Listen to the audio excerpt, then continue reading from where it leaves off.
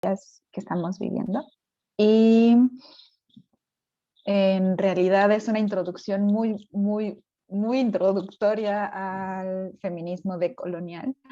Hay una presentación que es más de apoyo, no tiene tanta información en la presentación, es más como un apoyo visual para que no nos vayamos perdiendo entre los conceptos, porque a veces se manejan muchos conceptos. Y si algo no queda claro, ahí sí como interrúmpanme y díganme, ¿sabes qué? Por favor, repite esto, o podrías como dar más ejemplos y demás para que todo quede más o menos claro. Esta introducción, antes de empezar con saber qué es el feminismo decolonial, y a pesar de que veo a muchos conocidos que estoy segura que saben sobre qué es la decolonialidad, me gustaría empezar diciendo qué es la decolonialidad, y para poder saber qué es, necesitamos aclarar algunos conceptos. Entonces, vamos. Pues pasarle a la siguiente, por fin.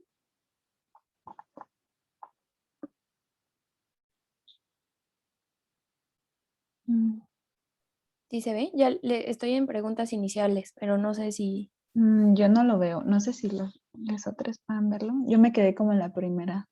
A ver, espérame. Bueno, como preguntas iniciales, digamos, bueno, antes del esqueleto de la presentación, van a ser 5 grandes bloques que van a responder ciertas preguntas. En las preguntas iniciales vamos a responder qué es la decolonialidad, si es lo mismo la colonialidad que la decolonialidad, si es lo mismo el colonialismo, la colonización y la colonialidad, y si la decolonialidad es igual a la poscolonialidad. Sí, sé que son muchas colonialidades, pero tenemos que intentar resolver estas preguntas. Yo todavía no lo veo, no sé si los otros pueden verlo, pero... A ver, déjame, voy a dejar de compartir y volver a compartir. A ver si se destraba. Vale.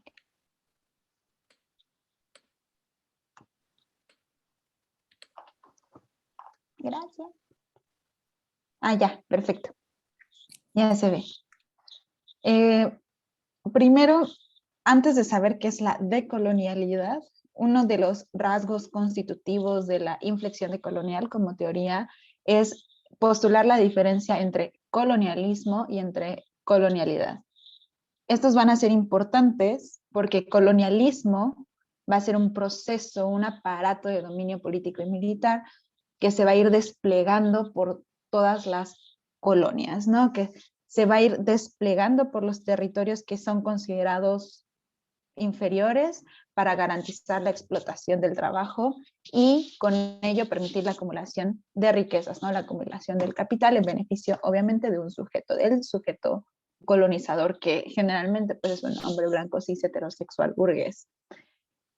Esto es lo que permite la reproducción de un sistema incipiente capitalista, ¿no? En donde el colonialismo permite que el capitalismo tenga un avance voraz y atroz, digamos exponencial. Y la colonialidad no es ese periodo histórico en donde se instaura un nuevo orden en los territorios que dirán que son conquistados o descubiertos, entre comillas, sino es un fenómeno histórico que se va a extender después del colonialismo, pero que lo acompaña. Es un periodo que acompaña al colonialismo, es un patrón de poder, así lo define Quijano, que opera a través de la naturalización de las jerarquías territoriales, de las jerarquías raciales, de las jerarquías culturales, de las jerarquías epistémicas, de las jerarquías sociales que conocemos. Dentro de esas jerarquías, ¿no?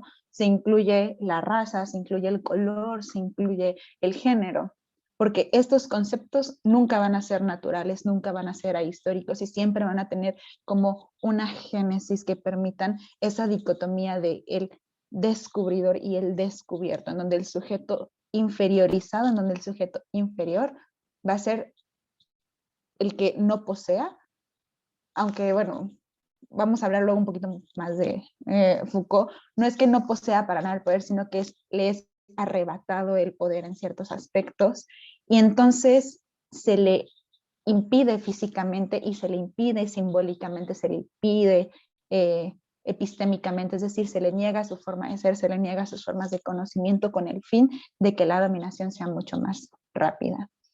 Esta subalternización permite, ¿no?, la eliminación de conocimientos, la eliminación de formas de vida, y entonces se crea una jerarquización por medio de la racialización, por los medios raciales. La decolonialidad, entonces, lo que va a explorar es justamente los procesos de colonialidad. ¿Por qué? Porque una vez que se termina el colonialismo, sí, ya se fueron los españoles, ya se fueron los portugueses, pero ¿qué queda? El fin del colonialismo no es el fin de la colonialidad. Y el fin, ¿no?, del colonialismo, de la colonización, del colonialismo como lo conocemos, es la descolonización, pero eso no implica una decolonialidad. Por eso es importante asumir, ¿no?, y los decoloniales lo asumen, que necesitamos generar procesos y proyectos decoloniales que rompan con este patrón de poder que naturaliza las jerarquías sociales que son importadas y que también son reproducidas dentro del sur global. ¿Qué es la colonización? La colonización es el proceso de instauración del colonialismo y de la colonialidad. Entonces, como resumen, el colonialismo y la colonialidad se instauran al mismo tiempo, pero una vez que acaba el colonialismo, la colonialidad perdura y es lo que tenemos hasta nuestros días. En la siguiente pongo un ejemplo y ahorita nos regresamos. Este ejemplo me gusta ponerlo mucho. En el colonialismo existía el sistema de castas, en donde era claramente delimitado el proyecto humano, ¿no? En donde el color y en donde los aspectos, los rasgos físicos importaban muchísimo. Estaban los blancos, los mestizos, los negros, los alcatraz, los mulatos.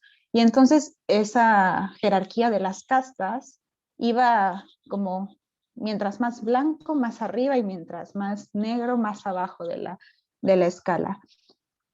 Cuando se terminan, ¿no?, los procesos coloniales dentro de la Nueva España, se termina también, se supone, el modelo de castas, pero deja algo. Esto que deja es la pigmentocracia y el racismo estructural.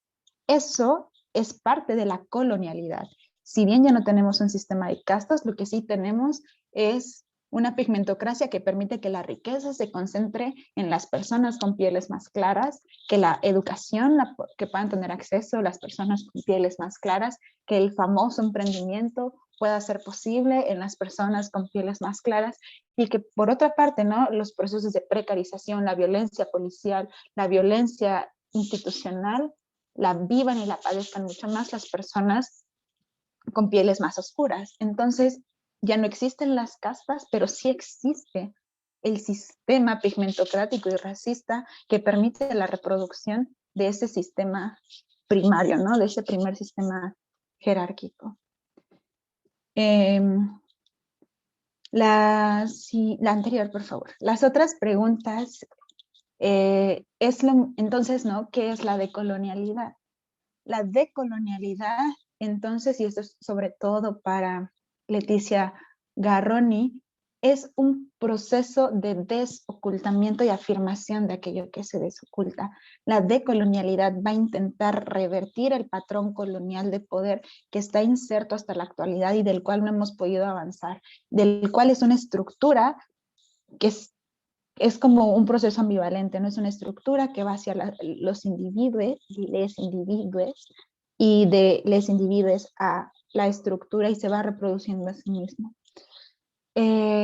Este proceso lo que permite también es la afirmación y revalorización de aquello que fue negado, de aquello que fue ocultado. Entiéndase, ¿no?, personas, entiéndase conocimiento, porque claro, dentro de los procesos de decolonialidad se pretende revalorar aquello que ha sido considerado inferior. El gran ejemplo podría ser el conocimiento. Todo el conocimiento que venga de Occidente, todo el conocimiento que venga de Europa va a ser considerado ciencia, filosofía. Va a tener un método riguroso, entonces si sigue ese mismo método va a tener un nombre de científico. Y lo que hacen, ¿no? Lo que producen las sociedades indígenas o las sociedades locales no va a ser considerado ni siquiera conocimiento, va a ser considerado tradición, va a ser considerado costumbre. Entonces, el transicionar, ¿no? De una tradición que es considerada inferior a un conocimiento científico y eliminar esas dicotomías que permiten una jerarquización. Entonces, ese es como uno de los objetivos de la decolonialidad. Ahora, ¿es lo mismo que la poscolonialidad? No. Son dos aproximaciones, son dos inflexiones teóricas diferentes, pero que se nutren entre sí. Sobre todo tienen unas diferencias como a partir de dónde provienen, ¿no? La decolonialidad proviene sobre todo de América Latina y el Caribe, y la poscolonialidad es y proviene sobre todo de los procesos de descolonización en África y Asia. En 1947 fue la independencia de la India y se comienzan a revalorar los textos y las producciones que se crean dentro de los propios territorios. Los estudiosos indios que fueron a Gran Bretaña, a Inglaterra, crearon la Escuela de los Estudios Subalternos, en donde se permitía justamente voltear a ver a quienes habían sido negados. Y con esto mismo se tuvieron un gran énfasis, ¿no? Como una gran carga teórica del postestructuralismo francés, en donde hacían una revisión discursiva, ¿no? Decían que el mundo material no nada más es como mundo material por sí solo, sino también tenía una gran carga simbólica y en este caso discursiva. Y entonces el discurso, lo que se hacía era un discurso que permite que esa materialidad se mantenga, que se legitime, que no se cuestione. Y por otro lado, la decolonialidad tiene como una raíz mucho más latinoamericanista, ¿no? De la teoría de la liberación, tiene más formas de, por ejemplo, la teoría de la dependencia y también de los saberes que son considerados originarios. Entonces, eso en un primer momento. Y como en otro lado hay como un pleito entre teóricos, pero son generalmente también hombres blancos, ¿no? Que se pelean para ver quién tiene pito más largo, qué es mejor, la decolonialidad o la poscolonialidad. En realidad, eso no nos interesa y ese cuestionamiento es absurdo porque en realidad creo que ambas teorías se alimentan entre sí. Ambas teorías permiten visibilizar cosas que habían sido negados, como los cuerpos y los territorios negados. Boaventura de Sousa Santos habla de como los no lugares, pero bueno, no lugares, como los no cuerpos, los no territorios. Y en este caso habla de tres tipos, ¿no? De la alteridad, de la otredad y de la exterioridad. La alteridad estipulada por Oriente, la otredad por les indígenas y la exterioridad por la naturaleza. Porque no solamente los procesos coloniales pues colonizaron a personas, sino también colonizaron el ambiente, colonizaron el exterior, en donde ya no es la naturaleza, ya se vuelve un recurso natural, ¿no? Ya no es algo que nació para ser un recurso de las personas, como si, bueno, eso fuera. Pero bueno, hasta aquí hay alguna pregunta para pasar a la siguiente. Vale, entonces vamos al otro. Y la segunda es, entonces, ¿cuáles son los procesos de la colonialidad? Y aquí, en la inflexión de colonial, lo que hacen autores es hablar como de procesos enfocados en algunas cosas. No, Quijano, Miñolo, Dussel hablaban de, no sé, colonialidad del ser o colonialidad del saber, pero no tenían un diálogo entre sí. Esto comienzan a escribirlo como en los 70, 60, 70, pero tiene su auge como inflexión de colonial un poco más homogénea, un poco más unida, pues en los 90 se reúnen y se dan cuenta de que pues estaban hablando de la misma cosa, no estaban poniendo nombres diferentes, pero era la misma cosa. Y esos procesos de la colonialidad los dividen en tres, en la colonialidad del ser, en la colonialidad del saber y en la colonialidad del poder. Todo esto tiene un génesis también, como si hacemos una genealogía, así como hizo no sé, Foucault, la genealogía de la sexualidad, si ponemos una genealogía sobre la colonialidad, podremos observar que uno de los primeros puntos, ¿no?, que permite su nacimiento, no solamente como el primero, sino como uno de los tantos nacimientos, es la Ilustración. Sabemos que los procesos de colonialismo fueron antes, pero una de las formas como en donde se impregna en la vida diaria de todas las personas es en la Ilustración, ¿no? El siglo de las luces. Y aquí voy a hablar sobre todo de la colonialidad del saber. Sabemos esta como máxima de Descartes, ¿no? Como pienso y luego existo, en donde se postula muchísimo, hay una forma como muy explícita de la racionalidad, ¿no? Una racionalidad hegemónica en donde pensar es en ciertos parámetros y si se piensa solamente en esos parámetros, entonces se puede ser. En este caso, el sujeto moderno colonial, ¿no? El sujeto iluminista va a ser un hombre blanco, el sujeto que es capaz de derecho es un hombre blanco europeo burgués. Es además el único que puede pensar. La colonialidad del saber lo que hace es mantener como una hegemonía de ese pensamiento único, de ese pensamiento primario como el único posible. Y al mismo tiempo se reprimen otros modos de conocer, de producir conocimiento y otras perspectivas. Entonces yo nombro que existo a partir de lo que no soy. Yo nombro que soy el sujeto moderno a partir de que hay un sujeto salvaje, un sujeto bárbaro, ¿no? Yo me nombro a mí mismo como sujeto de derechos y como sujeto que tiene derecho a la propiedad a partir de que me puedo apropiar de algo que no soy yo, de la tierra, de las personas, de la fuerza de trabajo de las personas. Entonces, en este proceso colonial, en este proceso de la colonialidad del saber, es que se genera también esta simbiosis entre lo que es, lo que no es y lo que sí puede ser digno de derechos, lo que sí puede ser digno de humanidad, lo que sí puede ser digno de una vida. Y eso nos lleva claramente a la colonialidad del ser. En este caso, pongo como una imagen de las haciendas eniqueras del Porfiriato, en donde había un control social, un control de los cuerpos, un control cultural, en donde no hay, puede o no haber una represión inmediata, pero en donde sí hay una represión y un castigo constante. La colonialidad del ser se apropia de los cuerpos y los cuerpos territorio, porque la teoría de colonial habla no solamente de cuerpos, sino también de cuerpos territorio, en donde se postula el servicio del sujeto subalterno, ¿no?, al servicio inmersivo del sujeto dominante. En este caso vemos, no sé, recordemos Aristóteles, lo que decía en su tratado sobre la esclavitud, en donde se justificaba claramente, ¿no?, la esclavitud, en donde decía que el esclavo tenía que obedecer al amo, la esposa al padre y el hijo, no, la esposa al esposo y el hijo al padre, y al final donde confluía todo era en el mismo hombre, ¿no? Entonces, a partir de ello, como empiezan a hablar sobre colonialidad del ser. Y la última, ¿no?, de la que hablaban era la colonialidad del poder.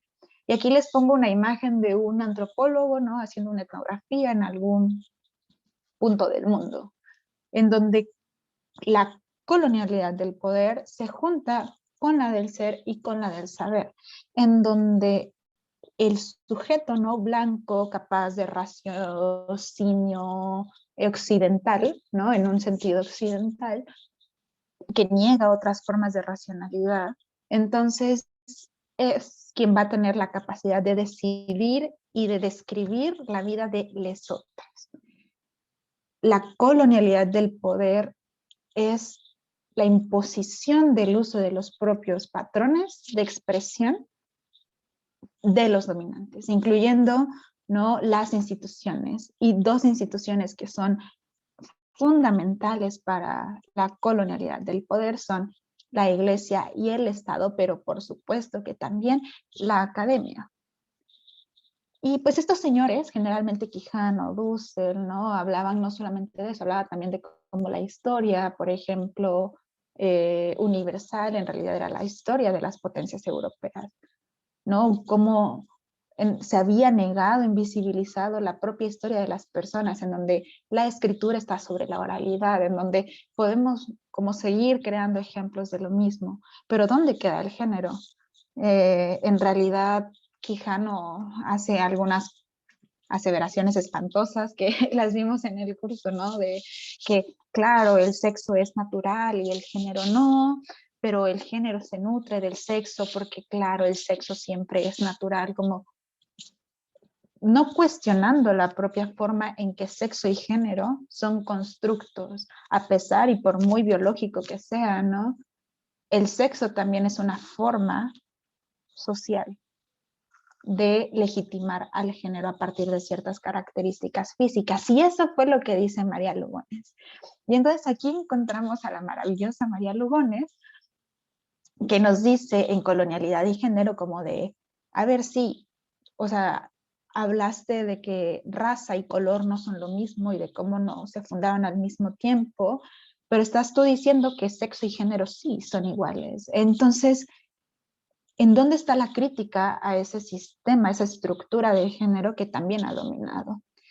Y ella hace una revisión espectacular, ¿no? Lee a Yeronke Yewumi, que es una filósofa nigeriana, es yoruba, a Paula Gun Allen, que es una mujer de pueblos originarios de lo que ahora conocemos como Estados Unidos, y retoma un poco de lo que postulan Hill Collins y Crenshaw sobre la interseccionalidad para hacer esta crítica a lo que postula Quijano de la colonialidad del poder.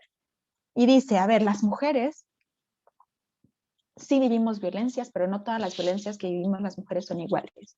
Hay un sesgo en suponer que hay una homogenización, ¿no? De las experiencias y por lo tanto de la opresión. En este caso, ella habla de las opresiones de las mujeres de color. Las mujeres de color se refiere como a todas estas mujeres, no solamente negras, no solamente morenas, sino también como del sur global, precarizadas, como trata de hacer un poco más amplio, pero al final dice como hace esta primera diferenciación, que no es la primera en decirlo, pero que va a empezar a abonar a la crítica de colonial. Dice, no hay que ver a las mujeres de color como se ven generalmente, ¿no? Porque claro, están esta idea de que las mujeres feministas blancas del norte están en control total de sus cuerpos y las mujeres de color son unas ignorantes que hay que ayudarlas y salvarlas de su situación de víctima. Entonces dice ella, a ver, no hay que verse como las eternas víctimas, sino como unas protagonistas de un feminismo que vaya más allá de la teorización occidental y que ese feminismo va a ser el feminismo decolonial, que va a intentar ver cómo destruye esa estructura de opresiones múltiples que en realidad son una sola, que actúan como diferenciadas por las categorías que se inventaron, pero que en realidad actúan como una sola. O sea, no podemos pensar el sistema capitalista sin la modernidad y sin el colonialismo. Entonces no podemos suponer que existe la raza sin el género, sin la clase y sin la sexualidad. Y a partir de ello van a nacer como muchas otras feministas, como Chikura, como Yudelkis Espinosa, como Aura Cumes, a decir, claro, tenemos que hablar a partir de ello. Y en fechas más recientes, ¿no? En años más recientes, se han cuestionado el propio concepto de interseccionalidad.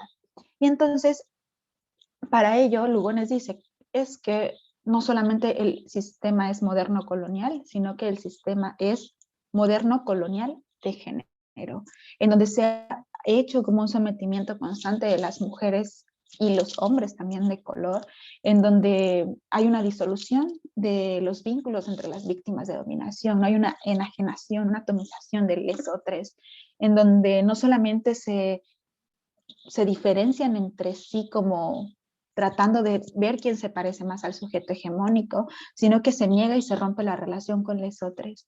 Y entonces la raza y el género adquieren un nuevo significado dentro de este patrón de poder del que nos hablaba Quijano. La siguiente, por favor. Y entonces ustedes me han de preguntar como, Cintia, entonces la colonialidad es la madre de las estructuras opresoras. No, tampoco hay que caer en como un reduccionismo y en una forma tan esencialista de decir como, claro, ¿no? Como muchas feministas radicales sostienen que el patriarcado, ¿no? Sobre todo en los 60, 70, que el patriarcado es como la génesis de todas las demás opresiones. No, en realidad hay que pensarlo cómo actúan todas en común, cómo actúan todas en conjunto como si fueran una sola. Y para eso hay que pensarlas como unidas. En este caso les pongo dos ejemplos. Lugones habla de urdimbre o de entretrama. En este caso, cada uno de los hilos, supongamos, va a representar una categoría social y la jerarquización de esa categoría social, pero no van a tener sentido separados, sino que van a tener sentido cuando ya están unidos, cuando ya están formando la tela, cuando ya están formando el producto. Ese producto, ¿no?, que vamos a tener va a ser el sistema moderno colonial y de género. Ese es el producto, ¿no? Como la pulsera terminada o la tela terminada. Eso es lo que va a ser. En realidad las categorías por sí solas no tienen tanto sentido. Por eso la decolonialidad va más allá de las políticas de la identidad. No nada más es reivindicarse como negra, no nada más es reivindicarse como morena, no nada más es reivindicarse como mujer, es reivindicarse en contra de un sistema patriarcalista, en contra de un sistema misógino, en contra de un sistema racista, porque no, o sea, no tiene mucho caso decirse, ¿no? Yo soy mujer, yo soy la verdadera mujer, simplemente para seguir reproduciendo las mismas formas y las mismas normas que nos han oprimido a las mujeres en su diversidad, no solamente como suponiendo que hay unas solas mujeres. Y a partir de ello me gustaría también, también el otro ejemplo que les ponía es como la masa de las tortillas. La masa de las tortillas es gracias a los ingredientes que tiene, ¿no? Entonces tienes el maíz con la cal, la sal, el agua, y además tienes una forma, como una fuerza que le estás imprimiendo para que pueda salir la masa. Esa fuerza podríamos llamarla la colonialidad, ¿no? Tanto del ser, del poder y del saber y del género. Y los ingredientes pueden ser esas categorías sociales que se gestan, ¿no? Y que se alimentan entre sí. Entonces, al final tenemos un producto que es la masa. Al final, la masa no sería masa sin la fuerza que se está aplicando. La masa no sería masa sin los ingredientes que tenemos. Entonces, claramente no podemos verlos como disgregados, no podemos decir como ya, hay dos categorías y punto. Más bien tenemos que verlos cómo funcionan como uno solo. Y también, ¿no?, la decolonialidad postula que se tienen no solamente que atender las necesidades de un solo proyecto, ¿no? Se tienen que atender las necesidades en su conjunto, porque Ochikuria lo ha dicho como 1000 veces. Yo no soy nada más, por ejemplo, en mi caso, ¿no? Yo no soy solamente mujer y además soy morena y además soy bisexual, ¿no? Y la suma de eso, a ver qué nos da. No soy la simple suma de lo que ya está. En realidad soy todo eso junto. Soy mujer, morena, bisexual y puta además. Entonces, todo esto no es como la simple suma, porque claro, no nada más me van a discriminar por ser mujer, no, me van a discriminar por ser todo ello junto. Y la crítica que se hace a la interseccionalidad es eso, que pareciera que hay como una jerarquía, como dice, si sumas más, entonces vas a ser más oprimido, cuando no opera de ese modo. En realidad opera todo al mismo tiempo. Es complicado y es complejo entenderlo así porque además siempre hemos pensado el conocimiento como fragmentado, como fragmentario, como, claro, aquí tenemos a la filosofía y aquí la sociología y aquí la antropología y aquí la ciencia política y tenemos que abocarnos a uno solo, ¿no? Y además en nuestras tesis nos dicen, es muy amplio, no quiero que veas más porque eso no es parte de la carrera, eso no es parte de mi licenciatura. Cuando, pues, híjole, ojalá y los problemas sociales fueran nada más de una sola asignatura, porque qué fácil, la tesis de licenciatura nos resolvería el mundo, pero no es así. Esa es una de las apuestas también, por ejemplo, no solamente de la decolonialidad, sino de los estudios de la complejidad. Aunque hay ciertas críticas a los estudios de la complejidad porque tienen mucho dinero y como que no hacen mucho, como que solamente producen conocimiento y no producen tanta acción.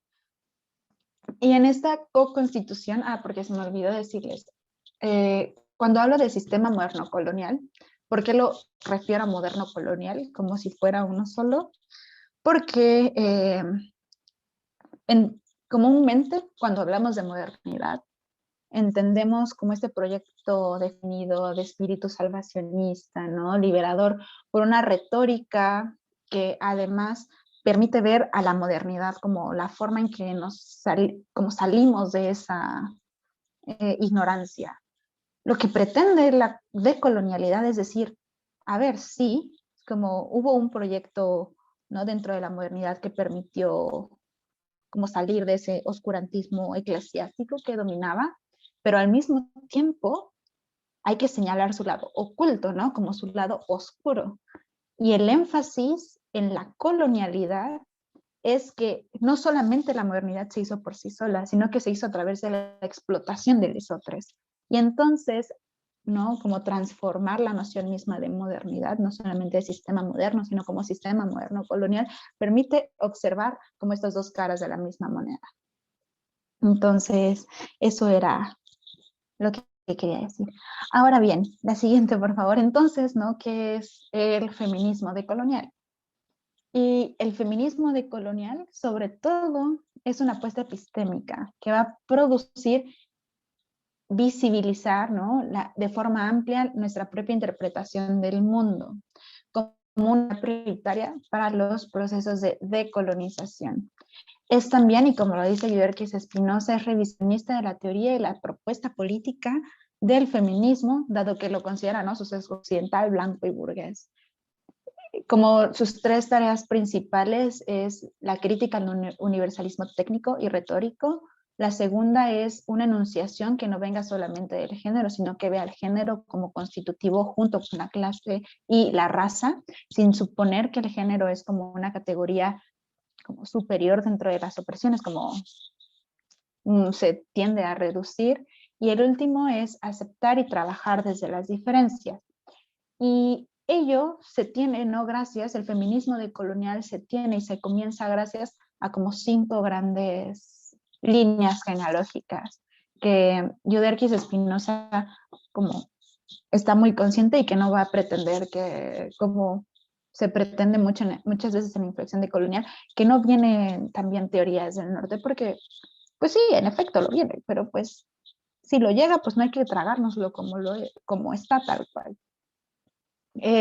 Dentro de estas 5 líneas, el primero, y creo que es el más importante, son los feminismos negros de color y tercermundistas de Estados Unidos, ¿no? Así como de las mujeres afrodescendientes e indígenas de América Latina. El papel que, como ya había mencionado, de Patricia Hill Collins y de Kimberly Crenshaw es espectacular, pero también lo que hacen dentro del Partido de las Panteras Negras. Lo que escribe Angela Davis es espectacular porque ella dice, ¿no?, dentro de mujeres, raza y clase, cómo en realidad las mujeres negras no eran consideradas mujeres porque ni siquiera eran consideradas humanas. Entonces, desnaturaliza y desuniversaliza este concepto que se ha considerado como universal, como ahistórico, como natural. Y eso es una de las grandes apuestas que también tiene el feminismo decolonial y una de las grandes como puntos principales de lo que retoma. La otra línea genealógica es el feminismo postcolonial. Y este feminismo específicamente con 2 autoras que son buenísimas, ¿no?, Spivak y Mohanty. Ambas son de la Escuela de Estudios Subalternos. Y, por ejemplo, Spivak hace más como este énfasis en, no sé, la violencia epistémica que viven las mujeres del sur, y Mohanty habla como la instrumentalización de las mujeres precarizadas y racializadas por la Academia del Norte. Bajo los ojos de Occidente, ella habla de cómo en realidad se hace una homogenización de las mujeres del tercer mundo, y ese discurso se utiliza mucho por las mujeres burguesas blancas del norte global para poder asumir ciertas cosas y con ello intervenir. Son como al final se vuelven etnocentristas e imperialistas, porque claro, no vas a proclamar el salvajismo de las otras para poder suponerte y colocarte a ti como la civilizada que sí sabe cómo luchar, que sí sabe cómo hacer.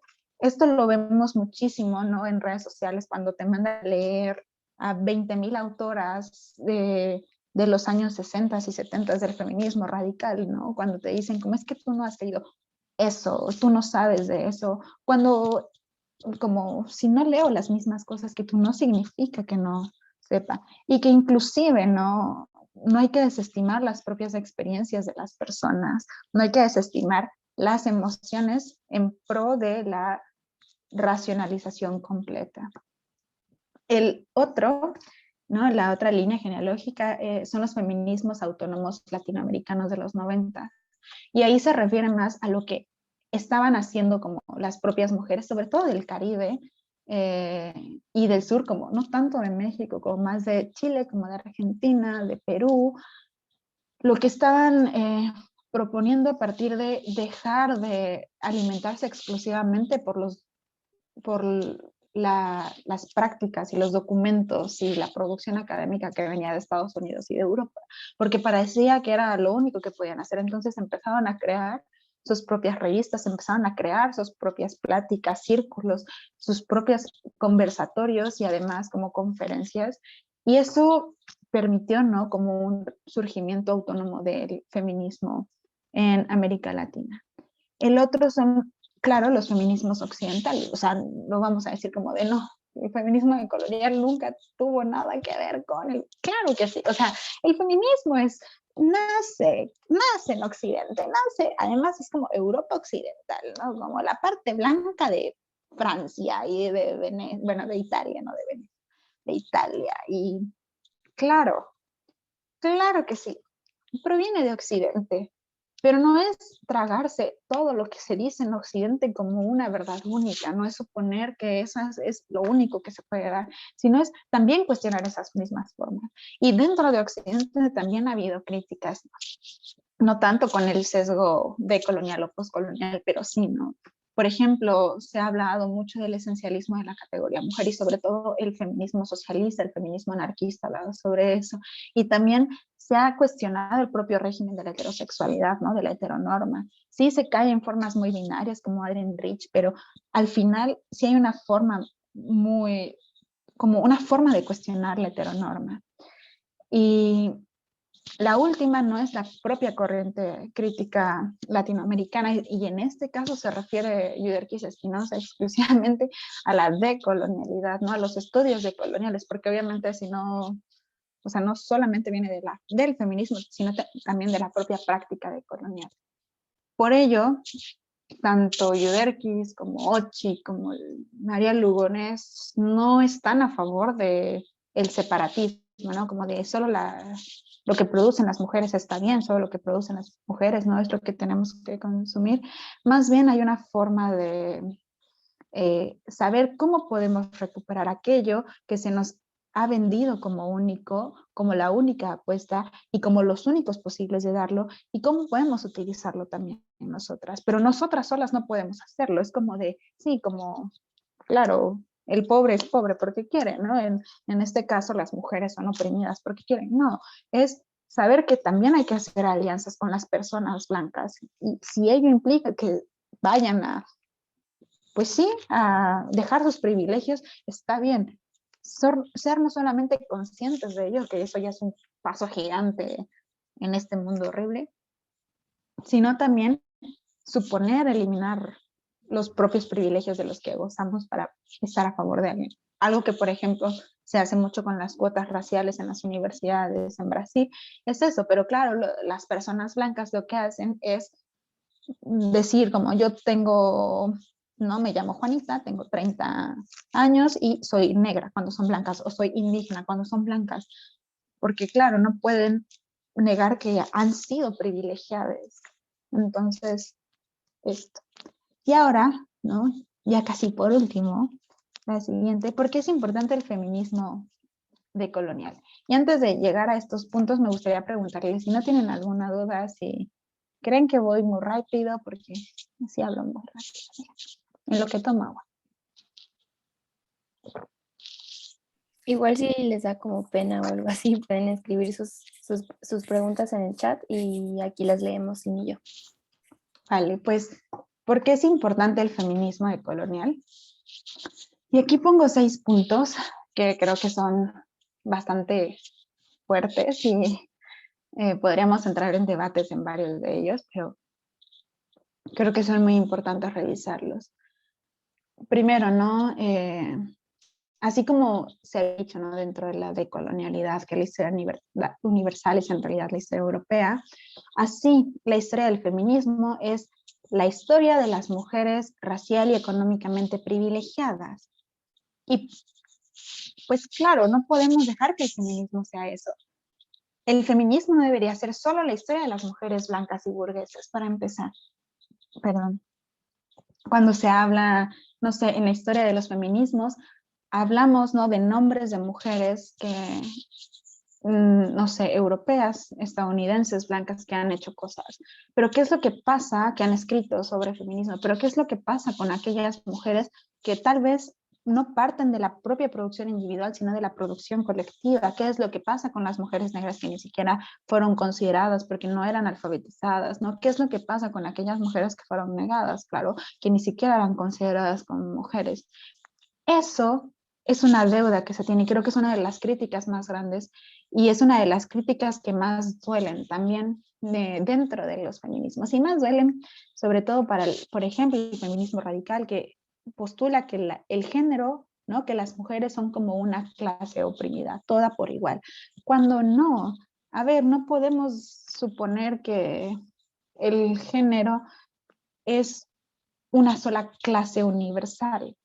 Y aquí viene, me voy a saltar como al tercer punto, que el concepto de mujer no es un concepto ahistórico, ni universal, ni natural. ¿Y por qué digo esto? Porque se tiene esta suposición de que ser mujer significa tener una vulva y tener capacidad de gestar, cuando en realidad eso es reducir.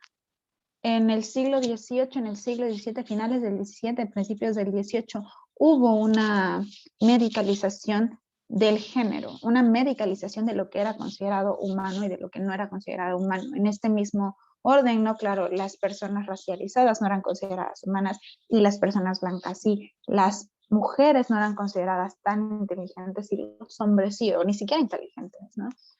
Entonces, suponer que el concepto de mujer es un concepto universal es erróneo. Y aquí muchas personas van a decir, pero es que claro, aquí estás como confundiendo género con sexo.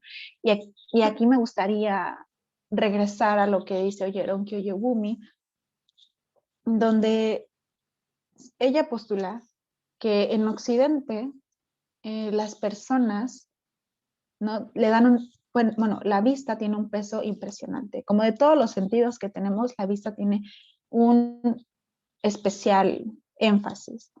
Entonces, todo lo que vemos puede ser aceptado, negado, todo lo que vemos está como en contraposición a lo que podemos percibir de los otros y a lo que podemos interpretar de los otros.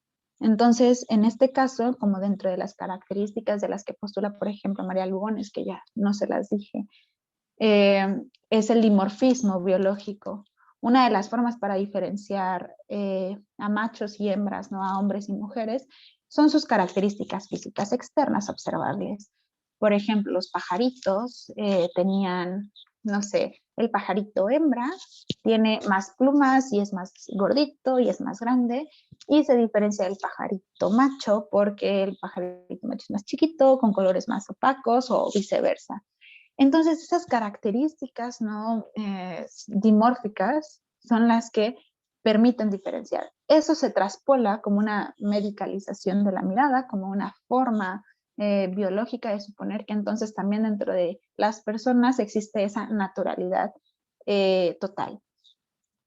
Sin embargo, la propia biología, ¿no? La propia ciencia genómica ha dicho y ha investigado que no necesariamente existen dos grupos de humanos, ¿no? Como hombres y mujeres, que en realidad tú puedes tener un pedacito de un cromosoma, no sé, en donde no se supone que debería ir, o eso se supone, digo entre comillas, porque se supone que vamos a tener, ¿no? Unos XX y otros XY, entonces si tú eres XY vas a ser hombre, si tú eres XX vas a ser mujer, cuando en realidad también, ¿no? Dentro de los genomas hay una multiplicidad gigantesca, y no puedes suponer entonces que así como, no sé, los pajaritos que se van a determinar por eso, ¿no? Que además también es una interpretación bastante humana, bastante antropocéntrica, los humanos, ¿no? Los humanos vamos a tener eso por toda la vida.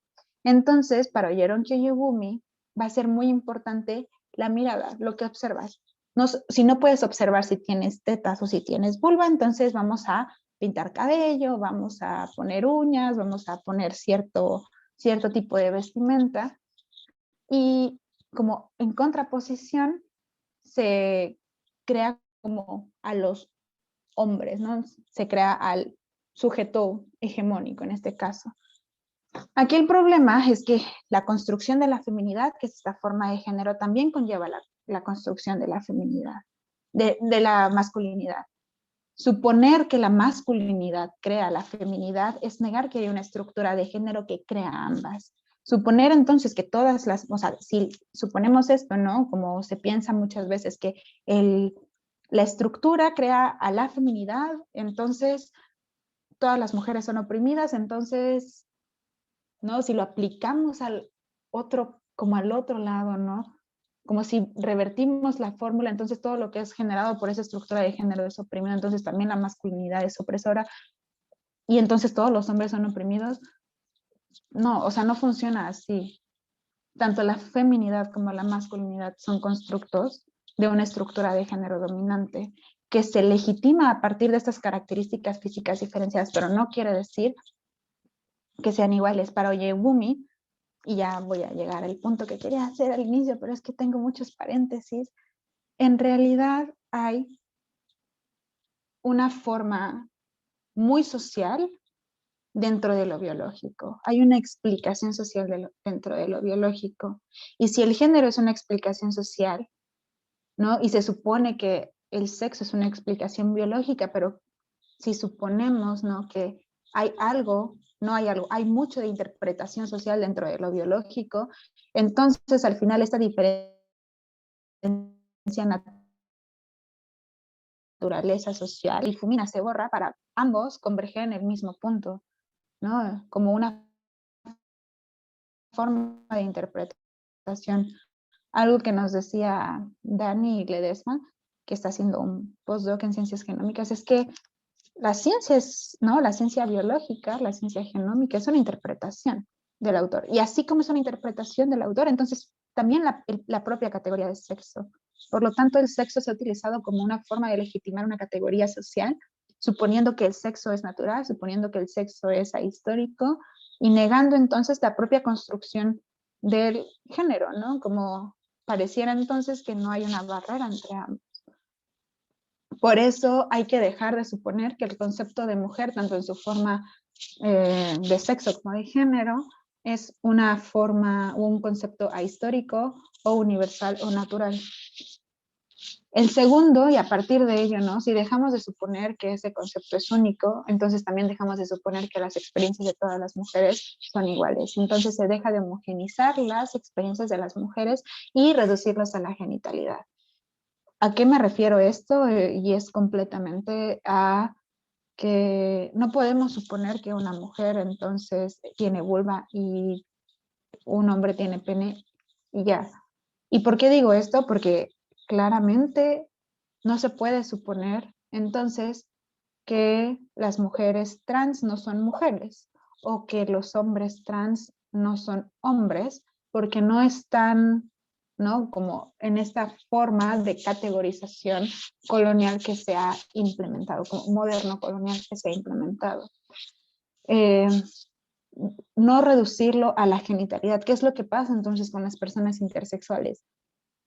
A las personas intersexuales se les somete a una serie de cirugías desde que son niñas, y es espantoso en realidad, ¿no? Como de, tiene más, no sé, más forma de niña, entonces va a ser niña, si tiene más forma de niña, va a ser niña. Entonces, creo que suponer entonces que existe una estructura binaria de género se lleva más bien concatenado a esta producción moderno-colonial que produce binariamente las categorías del dominado y el dominante, ¿no? Del sujeto dominado y del sujeto dominante, en donde solamente hay dos posibilidades y no se puede salir de ahí, cuando en realidad hay una multiplicidad. A mí me encanta poner el ejemplo que dice Paula Gunn-Allen de los Yuma, en lo que ahora conocemos como Estados Unidos, que definían al género de acuerdo a los sueños. O sea, el pene, ¿qué? ¿No? La vulva, ¿qué? Los sueños. Y eso me parece además poético. El cuarto es dejar de lado las pretensiones salvacionistas, que solo expresan un maternalismo, un paternalismo que posiciona a la diferencia como inferior, como ignorante, ¿no? Como no sabe, tengo que educarla, en donde solamente reflejan sus procesos etnocentristas e imperialistas como legado colonial perverso. Y esto es algo que lo dicen muchas feministas, no solamente de coloniales, sino también postcoloniales, ¿no? Suponer que ya, amiga, date cuenta y te estoy salvando porque te estoy diciendo que te des cuenta, y además, no sé, si existen esas mujeres inferiores, ¿no? Entonces tiene que existir alguien que las vaya a salvar. No, ni todas las mujeres están sufriendo una opresión, porque de acuerdo al canon occidental se está, pues sí, pareciera que es una opresión, ni todas las mujeres, ¿no? En este caso, que luchan, se van a nombrar a sí mismas feministas, y eso no quiere decir que sean inferiores. Esto va muy acorde a lo que postula Lynn Thomas en Gaitana. En Gaitana es este proceso de circuncisión genital femenina, en donde simbólicamente es el paso de la niñez a la adultez, ¿no? Como de womanhood, ¿no? De la infancia a la womanhood. Y no solamente es como centrarse en los efectos, ¿no? De salud de los que muchas feministas han hablado, sino también es qué es lo que, cómo impactó la criminalización de la circuncisión genital femenina, ¿no? ¿Qué es lo que hizo que en 1956, si no me recuerdo, fue en Kenia que se prohibió esta práctica? Lo que se hizo fue castigar a las propias mujeres, claro, a las mujeres que lo practicaban, ¿no? Que eran las que cortaban, eran las que se iban a la cárcel, y las niñas que estaban en ese paso, entonces se cortaban ellas solas, pero al final la culpa, la responsabilidad y el reparo viene de las propias, ¿no? Como, claro, tu culpa, tu responsabilidad, tú te vas a la cárcel, va a las mujeres racializadas y precarizadas. Entonces, es imposible suponer que solamente tienen como prevalencia las características sanitarias para poder dejar de lado todo un constructo simbólico. Eso también es, o sea, es bastante problemático, y no lo estoy defendiendo, que no se lo haga, ¿no? Que no sea como una imposición tampoco.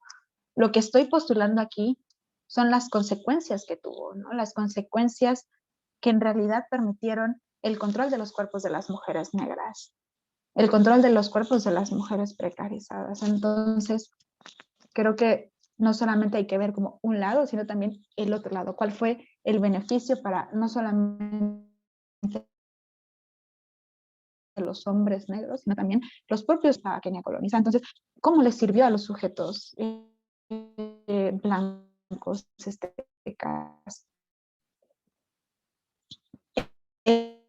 El quinto de los movimientos que hemos asumido como liberadores, como el feminismo. Y eso es algo que postula casi textual, es como una paráfrasis de Yuderquis Espinosa. Voy a como citarla de algo que escribió que también me parece muy potente y que va justamente en esto. Dice, el feminismo en su complicidad con la apuesta descolonial hace suya la tarea de reinterpretación de la historia en clave crítica a la modernidad, ya no solo por su androcentrismo y misoginia, como lo ha hecho la epistemología feminista clásica, sino dado su carácter intrínsecamente racista y eurocéntrico. Y es algo que se ha denunciado mucho en redes sociales y que hemos tratado de visibilizar mucho.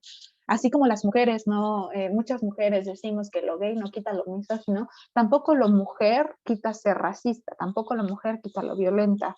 No supongamos entonces que somos unas eternas víctimas y posicionarnos como en el suelo y decir nosotras no podemos generar violencia, cuando en realidad sí estamos generando violencia.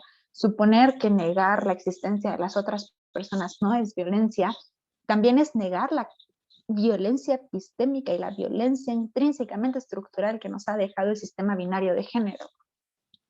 Entonces, eso es como, ¿por qué es tan importante también pensar en un feminismo decolonial?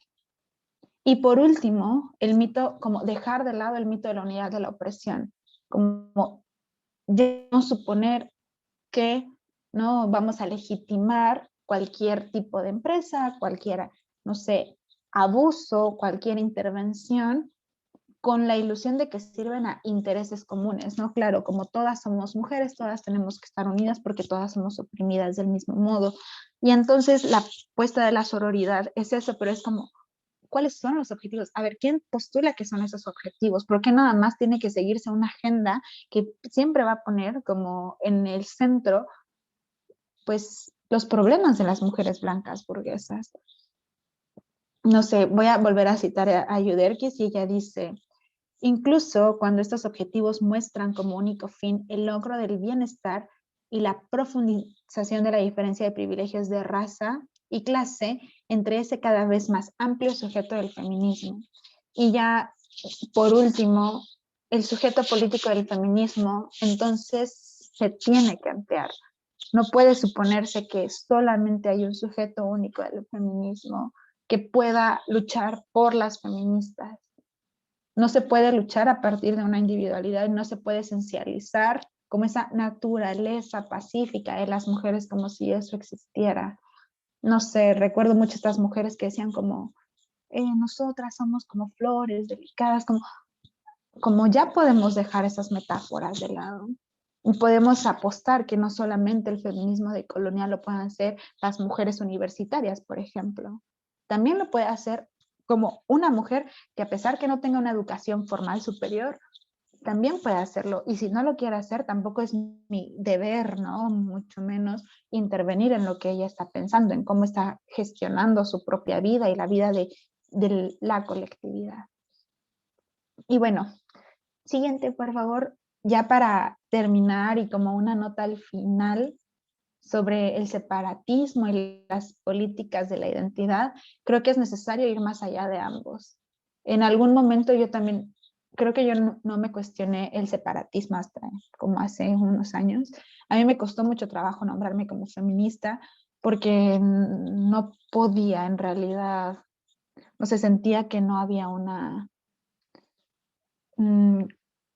conexión, como sentía que era demasiado, yo no me sentía identificada con el feminismo y por ello no va más allá de la política de la identidad, ir más allá e ir más allá del separatismo. Y esto que dice también Yuderquis Espinosa es impresionante porque dice, es obvio que les blanques y blanquimestices son privilegios dentro de la pigmentocracia que opera en nuestro continente y que hacen la política antirracista.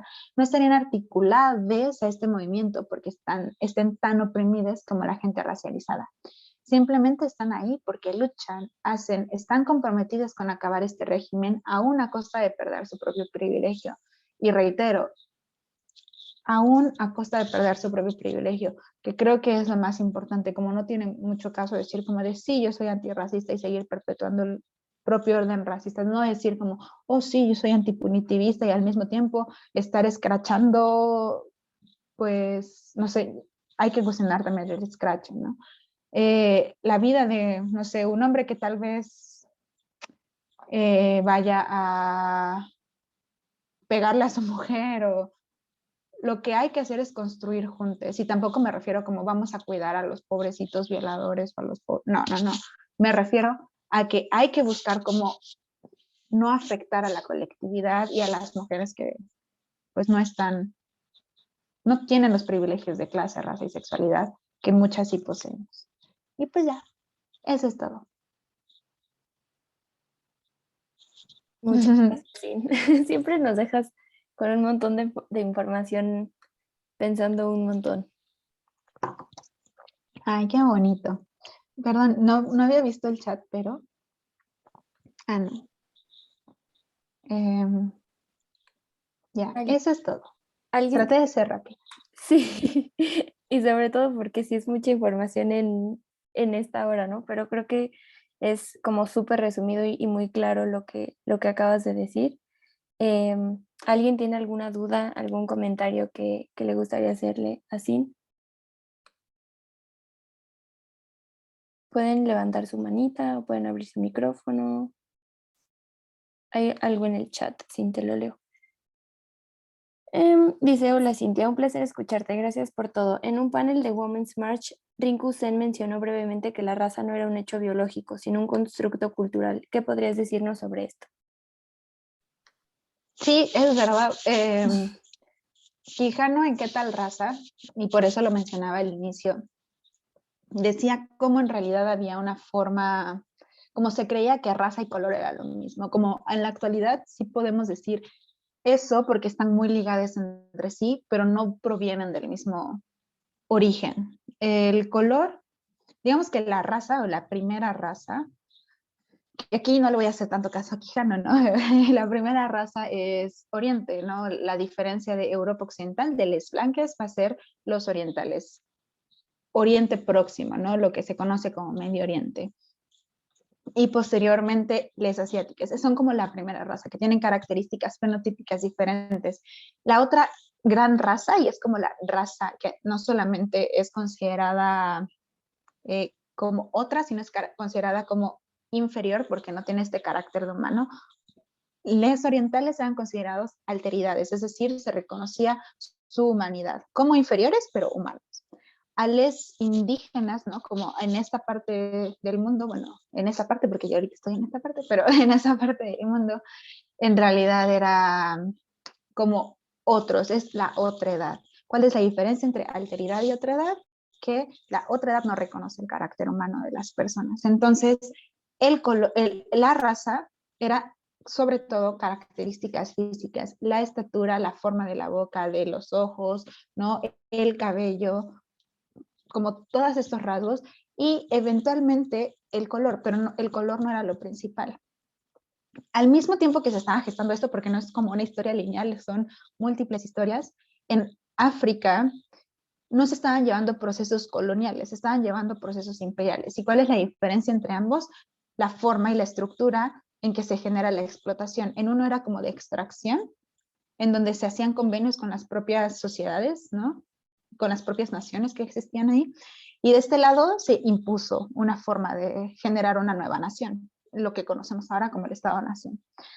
Pero en un primer momento en África lo que se hacía era comerciar. O sea, el comercio de esclaves, ¿no? De personas esclavizadas en realidad viene de la captura y de los propios tratados que se hacían con otras naciones. Como decía, tenías un tratado con una nación y pues los esclaves que estaban como en una nación rival, entonces se iban como esclavizados a Europa o a América, ¿no? A toda América.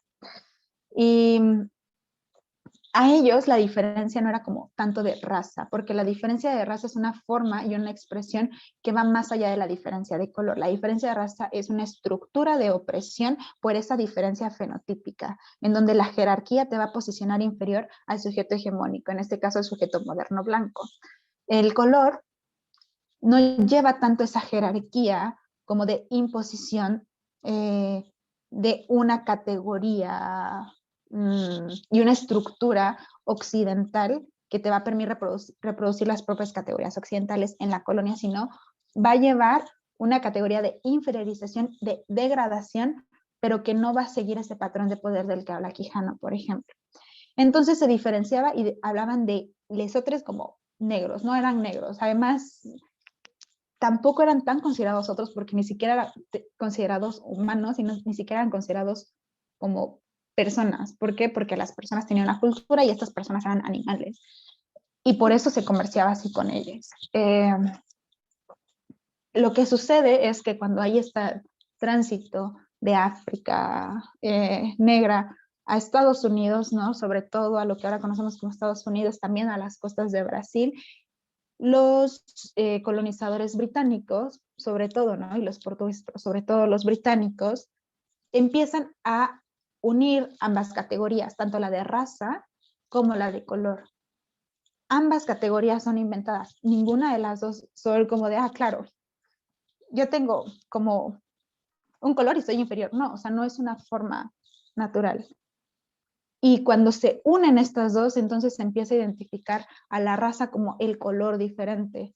En España, ¿no? La colonia española tenía el sistema de castas, que sí iba por color, si se dan cuenta, pero sobre todo por la sangre. O sea, si tú eras, no sé, madre española y padre negro, ¿no? Madre blanca y padre negro, y salieras del color que salieras, en realidad ibas a ser un mulato, ibas a tener una escala de acuerdo a eso.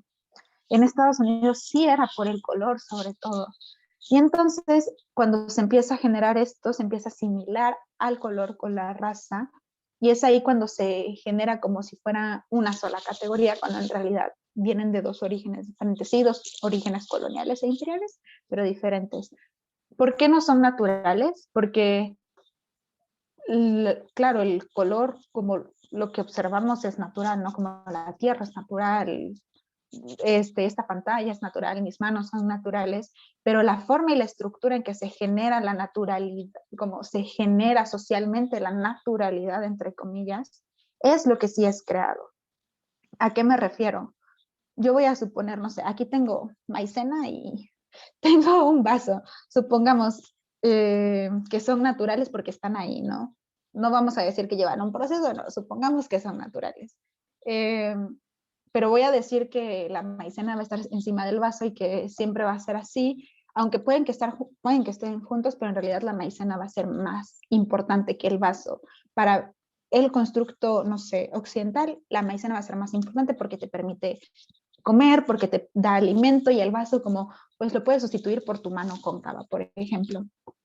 Entonces, la importancia y el valor que se le da a las cosas que asumimos como naturales es lo que se va a naturalizar también. Se naturaliza esa jerarquía, y por eso cuando hablamos de la colonialidad del poder es eso, naturalizar una jerarquía. Por eso la raza, como una categoría social inventada para jerarquizar a las personas, no es una cuestión natural. Por eso. Muchas gracias, Sin. ¿Alguien más tiene otra pregunta o algún comentario? Hola, buen día. No sé si me escuchan. Sí. Es que mi conexión a internet es un poco inestable. Les saludo a todos desde Tierra Blanca, Veracruz. Les platico brevemente, yo no tengo una preparación feminista amplia. No puedo defender aún ni siquiera una postura porque pues empiezo a adentrarme en esta lucha, la verdad. Tengo muchas inquietudes por aprender y sobre todo mi mayor interés en este tipo de conservatorios y de conferencias es aprender acerca de cómo poder acercar a las mujeres de mi municipio y de mi región pues a este tipo de temas para permitirles abrirse a defender sus posturas también o simplemente a preguntarse acerca de pues todas estas cuestiones que nos compartes, ¿no? Sí, la verdad sigo muy impresionada porque como les menciono nuevamente, estoy empezando y creo que me adentré así como vámonos a tirarle a lo más alto, pero pues está bien, ¿no? Es parte de eso.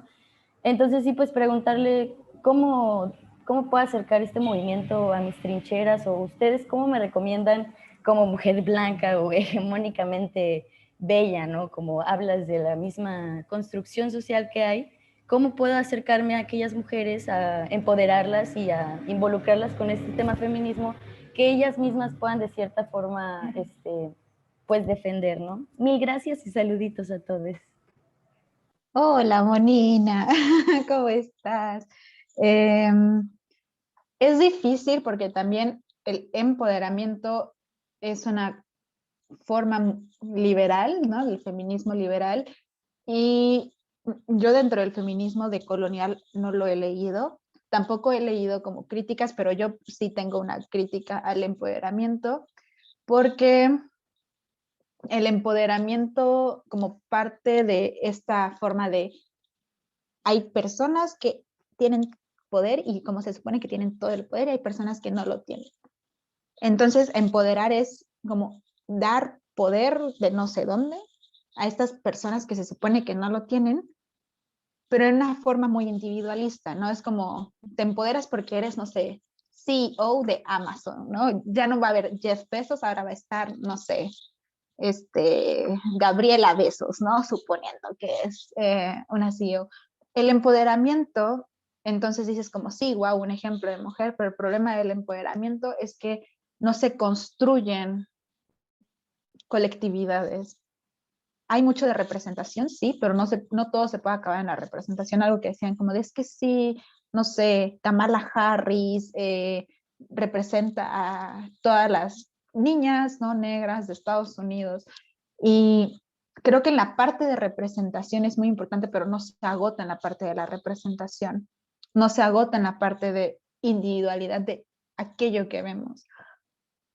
Creo que lo que se apuesta más es a una construcción eh, transversal. Y yo lo que creo, no, creo que más que llevar y decirles como tienes que hacer esto o podrías hacer esto, es empezar a cuestionar como pequeñas cosas en pláticas que se tienen, ¿no? Y no solamente cuestionar a las mujeres de sus prácticas, sino también a los hombres de las propias prácticas que ejercen. Como parar los chistes misóginos, ¿no? Los chistes racistas, los chistes de violación que no son chistes, esas cosas son burlas de la violencia, ¿no? Patriarcal, pero no son chistes. Y creo que cuestionar eso, como no solamente involucrar a las mujeres, sino también involucrar a los hombres, a las niñas, creo que eso es muy importante. Yo creo que una forma es, eh, con el ejemplo aquí, yo no estoy tan a favor de ir a como adoctrinar y ir a evangelizar. Yo creo que lo que hace, por ejemplo, Fer en Fuarfem es muy bueno, ¿no? Como darlo, pero lanzarlo sin que en realidad tenga un objetivo, ¿no? Como una población objetivo única, sino como lanzarlo y a quien le interese, como que lo vea, se una y empezar a hablar de ello. O sea, no solamente hablar dentro de conversatorios, sino también hablar dentro de las casas, dentro de, o sea, cuando estás platicando con la vecina, como cualquier cosa que sea como menor. Y no necesariamente tiene que ser con eso. Puede ser que hagas un taller de, no sé, eh, un taller de género, en este caso de violencia del hogar, pero que no vaya dirigida a las mujeres, que vaya dirigida a hombres. Creo que esas cosas también serían buenas, aunque igual yo creo que como la autonomía y la autogestión de las personas, como si no se interesan, como que meterlo a la fuerza no va a ser tan bueno. He tenido también unas malas experiencias como tratando de meter a la fuerza. Lo más es como mantenerse abierta a dudas. Muchas como mujeres jóvenes de como entre 14, 15, 16, 17 años, sí me han llegado a preguntar, ¿no? Como, ¿qué hago? ¿No? O qué hago en este caso que, no sé, a una chica le filtraron sus nudes en la escuela y entonces el castigo fue para ella porque se desnudó en, y me decía qué es lo que puedo hacer. Entonces también es trabajar dentro de las escuelas, es trabajar en las casas, es trabajar, tal vez en las iglesias es difícil, pero también se puede. Las católicas por el derecho a decidir lo han hecho, pero creo que esa sería la recomendación, como empezar de a poco, como no tratar de empezar con mucho. Puedes empezar tal vez con visibilidad, con representación y después empezar con pláticas, con conversatorios, con infografías, pero que sean voluntarios todos y ya después como si ellas quieren organizar algo o piden algo, creo que eso es también más sensato que llevarlo. ¿Y ya? Mil gracias. Sí, sí. Gracias, Ian. Sí, justo creo que, como lo mencionas, el empoderamiento es bien complicado, ¿no? Yo vi una definición como muchísimo más feminista de empoderamiento y es esta como conciencia del patriarcado, ¿no? Que me parece muchísimo mejor que solamente darles dinero y darles...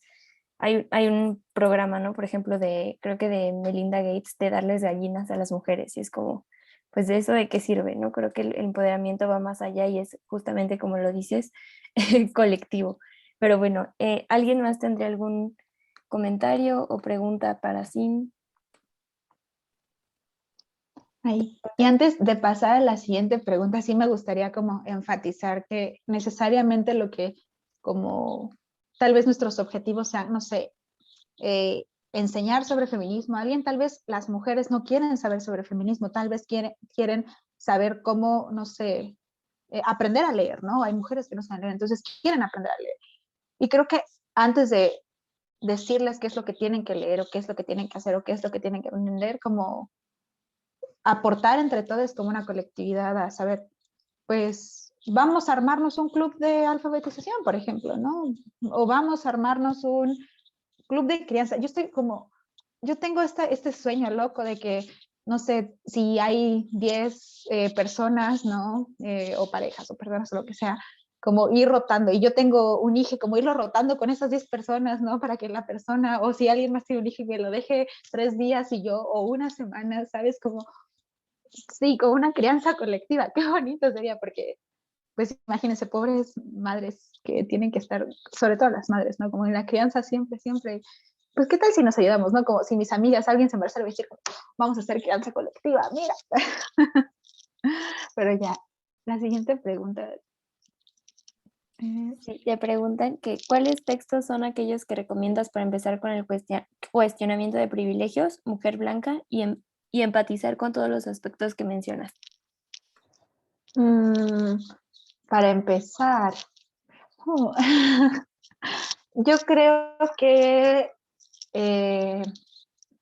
Ochi Curiel con raza, género y sexualidad, porque hace como una revisión histórica de estos conceptos, cómo los han trabajado y cómo también se cuestionan. Creo que eso es como, no solamente para hablar dentro de la decolonialidad, sino también cómo se ha abordado en otras áreas. Y también a Yuderquis Espinosa tiene un texto, déjenme buscar el nombre, creo que es de qué hablamos cuando hablamos de feminismo decolonial, pero no sé si es ese. Denme un minutito. Creo que esos serían los dos que podrían ser. Y si les gusta la literatura como, o les gustan las series, creo que a mí me ha servido. Yo me cuestioné mucho las denuncias anónimas, no anónimas, me cuestioné mucho como esta forma del Me Too, de como policía funar por completo con la serie de Ava DuVernay, When They See Us, porque, no sé, sí vamos a denunciar a alguien, pero generalmente quienes se denuncian son a los hombres racializados y precarizados. Entonces, creo que también cuestionar a quienes estamos denunciando, no por no denunciarlos, no, sino por también denunciar las prácticas dentro de los hombres blancos. O sea, creo que las cárceles sí están llenas. Y en eso mismo, Ava DuVernay tiene un pequeño documental que se llama Enmienda 13ª. Y también hay un libro de literatura que a mí me gusta mucho, que se llama Volver a casa, de Jack Yassy. Es muy bueno y habla creo que de estas dos perspectivas. Es como la genealogía, ajá, como les y los descendientes de una mujer que tiene dos hijas, una mujer negra ganesa, que tiene dos hijas, una que se va como esclavizada a Estados Unidos y otra que se queda en Ghana, y creo que son como dos perspectivas muy claro, o sea, como les hijes, de les hijes, de les hijes, y así se va hasta como la actualidad. Y me parece también una forma bastante lúdica de verlo. Volver a casa de Yayas.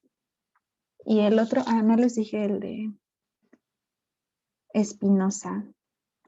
El de Yuderquis Espinosa se llama ¿De por qué es necesario un feminismo descolonial? Diferenciación, dominación co-constitutiva de la modernidad occidental y el fin de la política de la identidad. Tiene un nombre muy grande, pero es muy bueno. Sí, creo que ese es como muy claro. Si quieren, esos los tenemos en PDF en la librería, bueno, en el Drive de Forfem. Si quieren, ahorita se los subo y el enlace lo encuentran en el link de la bio del Instagram. Ahí vienen como todos estos PDFs y más libros, ¿no? Como también Angela Davis, que lo mencionó, también están ahí. Y Leslie, que alzó la manita. Sí, hola, ¿sí me Hola. escuchan? Ah, bueno. Sí, sí, sí. Bueno, hola Cintia, te quería agradecer mucho por esta plática, la verdad es que me quedé muy impactada por toda la información que estoy absorbiendo el día de hoy. Eh, la verdad es que no tiene mucho que me acerqué al feminismo decolonial, de hecho si lo vemos como en una escala de tiempo desde que soy feminista, es como un año, tiene a lo mucho un año que me empecé a acercar a la teoría. Y la verdad es que es muy fuerte el ver cómo en la realidad estamos muy divididas y muy, eh, no sé, estamos muy aparte de toda la realidad y todo lo que estamos viviendo en Latinoamérica y de todo el conocimiento situado que tenemos aquí. El feminismo, la verdad es que sí es muy blanco, es muy pues sí tiene esta característica de la mujer blanca, burguesa, que todo este conocimiento que viene de Estados Unidos, y la verdad es que las teorías radicales se han tenido como que un auge aquí en México, porque creo que la violencia y toda esta idea que tenemos de el ser mujeres el hecho de que somos mujeres somos propensas a la violencia, ¿no? Pero olvidemos todas las categorías de las que estamos inscritas que también recibimos violencia, ¿no? Entonces, por desgracia, el feminismo radical aquí ya ha tenido como que mucho alcance y ya, pues sí, pues invalidado muchas experiencias de las mujeres racializadas y de las mujeres latinoamericanas y de todas las expresiones de género que no estamos acostumbradas.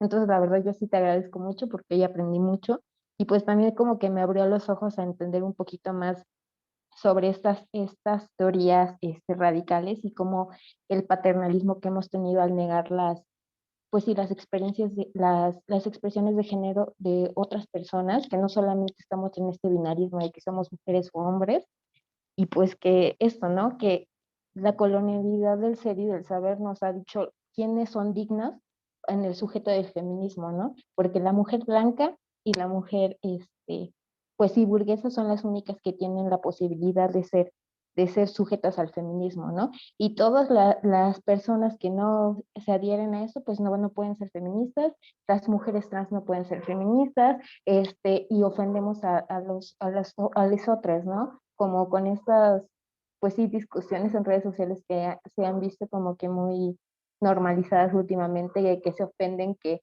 las personas queer y que el queer ya es tomado como que este, pues una ofensa, ¿no? De algunas personas que dicen que lo queer es malo, que lo queer no debe de estar dentro del feminismo, y pues la verdad es que sí, hoy sí me llevo mucho aprendizaje, pero también para cuestionar mucho las formas en las que estamos pues realizando la teoría y la práctica del feminismo, porque creo que ahorita sí se ha visto muy, pues segmentado el movimiento a través de estas ideas como que muy violentas de quién es la mujer o quién es el sujeto político del feminismo.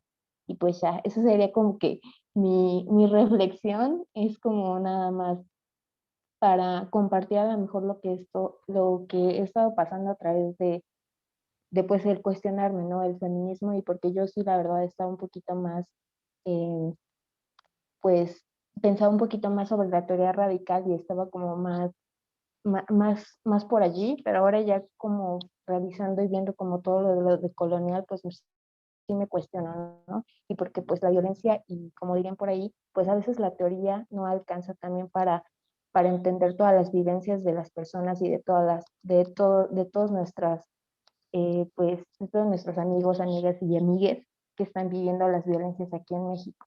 Y bueno, ya, eso era todo. Muchas gracias. Sí, y que en realidad no es necesario entenderlo para poder aceptarlo.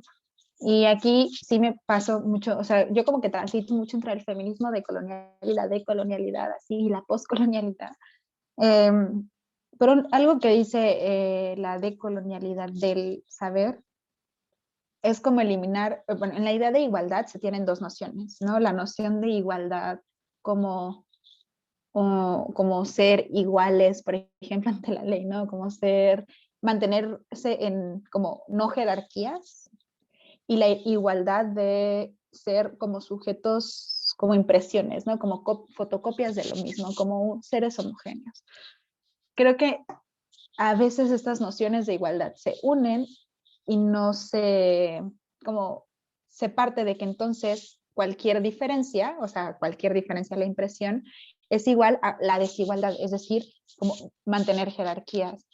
Y algo que postula la decolonialidad del saber es apostar por diferencias iguales, en donde como que haya una escisión entre los términos de igualdad, entre las dos nociones de igualdad, y en donde sí seamos diferentes, aceptemos esa diferencia, pero no por ello significa que va a haber una jerarquía a partir, ¿no? Como yo voy a ser mejor por ser, no sé, tal. No, creo que es aceptar la diferencia y eso apuestan los feminismos como alternativos, ¿no? El ecofeminismo, feminismo postcolonial, feminismo decolonial, feminismos indígenas, luchas de mujeres, diferencias iguales. Y sí es bastante difícil porque como lo asimilamos como uno solo, y creo que todo se reduce mucho a las políticas de la identidad. Stuart Hall es muy bueno y postula unas cosas impresionantes, ¿no? Las postula en los 60, 70 igual, pero creo que tenemos que sobrepasar, y es algo que también dice mucho, por ejemplo, Chikuril, tenemos que ir más allá de la política de la identidad, tenemos que ir más allá de cómo nos identificamos, tenemos que ir más allá de la reivindicación de la identidad para poder luchar contra estructuras que en realidad no ven una sola identidad, ¿no? Que construyen identidades diferenciadas, en este caso inferiorizadas. Entonces creo que eso es como lo importante, como construir más allá de la política de la identidad, en donde si una blanca, ¿no? Me dice, no sé, si yo estoy en peligro y está la policía apuntándome, si una blanca se interpone, pues sabe, ¿no? Que tal vez no le van a poner, a ella no le van a dar un balazo. Es un juego, es como una ruleta, pero hay más probabilidades de que no suceda de que a mí, por ejemplo. Creo que esas cosas son importantes. Es como un caso extremo, obviamente, pero también está el caso de las cuotas universitarias, ¿no? El por qué robarse una plaza dentro de la propia UNAM, o sea, como hay personas que compran lugares dentro de la UNAM, entonces, híjole, no, mejor si una persona blanca da un taller para hacer un curso, ¿no? De la UNAM, pues creo que eso sería mejor, aunque lo mejor sería ir contra la estructura meritocrática, pero bueno, eso ya es otra cosa, pero sí, es muy difícil. Y creo que era lo que hablábamos con Fer, el discurso del feminismo radical es muy digerible, es muy fácil de cómo sentirlo también, ¿no? Decir que soy oprimida porque soy mujer, porque, no sé, a mí me puede lavar trastes y a mi hermano, ¿no? Creo que se vive mucho y se siente mucho, pero se cae en un esencialismo, ¿no? Que termina siendo binario, que termina siendo también violento con otras expresiones de género, pero también con otras expresiones raciales, con otras expresiones de clase. Y me refiero a expresiones porque también hay, no sé, esta onda súper clasista de decirle naco a una persona que viste con pantalones amarillos y blusa, no sé, naranja, y decirle como de, ay, es que yo no veo yo le digo naco, no porque sea clasista, yo le digo naco, porque es como de, no, pues le estás diciendo naco porque eres un clasista y punto. Wow, sí, mucha información. Pero sí, sí, creo que todo esto que mencionan sobre estos feminismos que se les ha llamado también hegemónicos por lo mismo es muy cierto, ¿no? O sea, creo que justamente esto que es hegemónico hace que sea como muy digerible, como tú lo decías, ¿no? Y que parece que toma en cuenta nuestras experiencias cuando en realidad no, ¿no? Las universaliza y no toma nuestras particularidades. Y creo que esto es súper importante de tomar en cuenta, ¿no? ¿Alguien más tiene algún comentario, pregunta? Si no, no sé si te gustaría darnos como un comentario dicen que te TQM. Yo también los TQM. Sí, también creo que nos hace mucho sentido porque son las categorías que siempre hemos aprendido, o sea, desde niñez. Entonces, cuestionarnos eso es muy fuerte, o sea, de repente como que cuestionas tu propia, ¿no? Que naturalidad, lo que has considerado natural siempre es bien difícil. Yo creo que no, o sea, yo sí al feminismo yo llegué muy tarde, o sea, eso sí lo digo. Yo llegué tarde, o sea, ojalá y hubiera llegado antes, ojalá a los 16 años hubiera sabido qué era el feminismo. No sabía qué era, ni siquiera sabía que existía la palabra. Y no, cuando estaba en la universidad, además estaba en Polacas, era como, de repente entré y fue como de, ¿qué está pasando? No, de repente, no sé, como este feminismo separatista y yo como, ¿qué es el feminismo? Ni siquiera tenía como la capacidad de como confrontarlas tanto porque decía, como me decían, es que no has leído, entonces no puedes opinar, entonces no opinaba mucho.